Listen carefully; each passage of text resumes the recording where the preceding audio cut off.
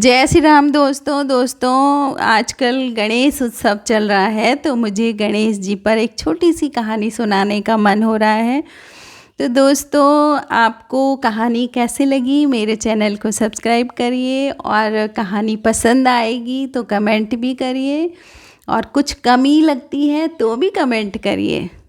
तो हम कहानी सुनते हैं। दोस्तों, बहुत पुराने ज़माने की बात है कि एक बार कुबेर देवता को अपने धन दौलत पर अभिमान हो गया था। तो कुबेर देवता ने सोचा कि मैं सभी देवताओं को भोजन कराऊं। तो वो भोजन कराने का जो दिखावा करवाने का एक मकसद था।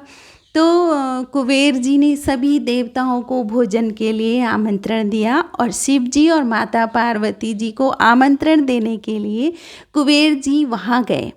शिव जी समझ गए थे कि कुबेर के मन में अभिमान जागा है अपनी धन दौलत का।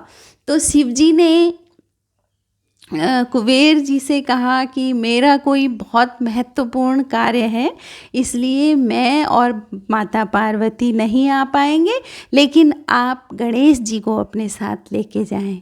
तो दोस्तों, गणेश जी को लेकर के कुबेर देवता अपने घर लेके आए। तो रास्ते भर उन्होंने अपने गुणगान गाए और अपना दिखावा, मेरे पास इतना धन है, मैं ऐसा हूँ, मैं वैसा हूँ, सब सुनाया। गणेश जी सुनते गए।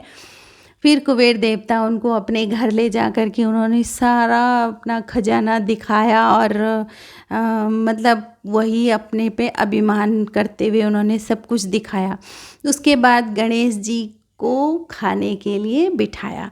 खाने के लिए बिठाने से पहले भी उन्होंने बहुत सारी चीज़ें गणेश जी को सुनाई अपने गुणगान में। तो गणेश जी बहुत शांत रहे और फिर कई तरह के व्यंजन पकवान गणेश जी के सामने रखे गए। तो गणेश जी ने खाना शुरू करा तो खाते ही गए, खाते ही गए, खाते ही गए, खाना ख़त्म ही नहीं, मतलब वो खाना उन्होंने बंद ही नहीं करा।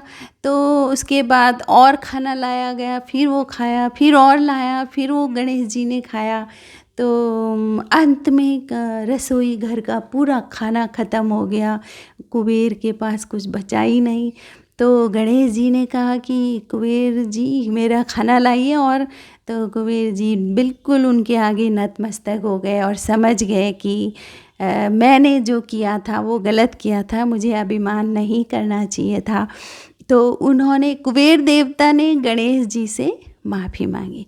दोस्तों, गणेश जी को तो लंबोदर का, लंबा है उदर जिनका, तो भोजन भी उनका ज़्यादा ही था और ज़्यादा करते थे। और वहाँ पर तो उन्होंने कुबेर का अभिमान तोड़ने के लिए ये सब करा था।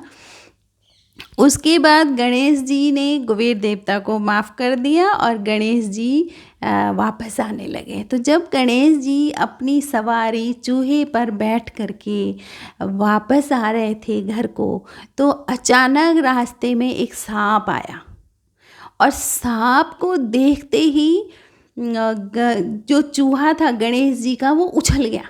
और जब चूहा उछल गया तो गणेश जी थोड़ा सा अपना बैलेंस नहीं बना पाए और डगमग डगमग डगमग होके गिर गए। तो गणेश जी के कपड़े गंदे हो गए। उन्होंने थोड़ा सा इधर उधर देखा कि कोई देख तो नहीं रहा था, लेकिन कहीं से हंसने की आवाज़ आ रही थी।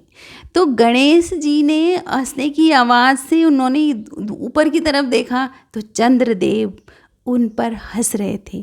तो गणेश जी को बहुत गुस्सा आया कि जब मैं गिरा आपने मुझकी मेरी मदद करनी चाहिए थी, आपने मुझ पर हंसी उड़ाई, मतलब मेरी हंसी उड़ाई है।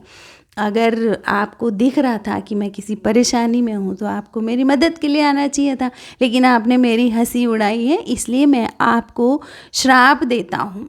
तो चंद्रदेव खड़े हो गए हाथ जोड़ करके कि प्रभु नहीं नहीं। उन्होंने कहा नहीं, श्राप तो मैं दूंगा, आज के बाद तुम इस विराट आकाश में कहीं नज़र नहीं आओगे, तुम्हारा अस्तित्व यहाँ से ख़त्म हो जाएगा।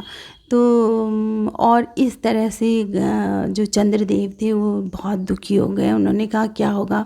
फिर चंद्रदेव ने बहुत विनती करी, गणेश जी से बोला कि आप ऐसा ना करें, अगर मेरा तो अस्तित्व ही ख़त्म हो जाएगा, फिर मैं किसी काम का नहीं, मैं किसी के काम भी नहीं आ पाऊँगा, मेरे होने का अर्थ ही ख़त्म हो जाएगा, आप अपने श्राप को वापस लीजिए। लेकिन गणेश जी ने कहा कि अब जो श्राप मैंने दे दिया है उसको मैं वापस नहीं ले सकता, लेकिन मैं उसको थोड़ा कम कर सकता हूँ। कि फिर गणेश जी ने कहा चंद्रदेव को कि सिर्फ अमावस्या के दिन आपको कोई नहीं देख पाएगा और उसके बाद आपकी कलाएं बढ़ती जाएंगी। पूर्णमासी के दिन आप पूरी तरह से दिखोगे, लेकिन तभी भी क्योंकि आपने गलत किया है, मेरी हंसी उड़ा करके, किसी का भी मतलब अपमान ही होता है कि तुम उस पर हंस रहे हो। तो गणेश चतुर्थी के दिन अगर कोई आपको देखेगा तो वो पाप का भागीदार होगा। तो दोस्तों इसीलिए कहा जाता है कि गणेश चतुर्थी को चंद्रमा को ना देखें। तो दोस्तों ये कहानियाँ इसलिए नहीं है कि ये सत्य हैं कैसी हैं, लेकिन इन कहानियों से वैज्ञानिक तो कुछ और बोलते हैं और मैं भी विज्ञान की शिक्षिका हूँ तो मैं भी वैज्ञानिकता से ही बोलूँगी, लेकिन कहानियों से हमें शिक्षा मिलती है। तो दोस्तों इस कहानी से भी हमको क्या शिक्षा मिली है कि कभी भी अपनी वस्तु, धन, दौलत और औलाद पर कभी अभिमान न करें, क्योंकि सभी ईश्वर से ही प्राप्त हुए हैं और ईश्वर को ही समर्पित हैं। दोस्तों हम आरती करते हैं ना कि तेरा तुझको अर्पण क्या लागे मेरा, तो इसको लाइए, इसको चरितार्थ भी करें, सिर्फ आरती करते हुए ही नहीं। कभी किसी का, दूसरी इससे क्या शिक्षा मिल रही है कि कभी किसी का मजाक ना बनाएं, किसी को अपमानित ना करें, हमेशा विनम्र रहें और ईश्वर का हमेशा धन्यवाद करें। जो हमारे पास जो भी है वो ईश्वर ने दिया है। अपनी पात्रता को बढ़ाएं, विनम्र रहें और सबसे बड़ी बात आनंदित रहें।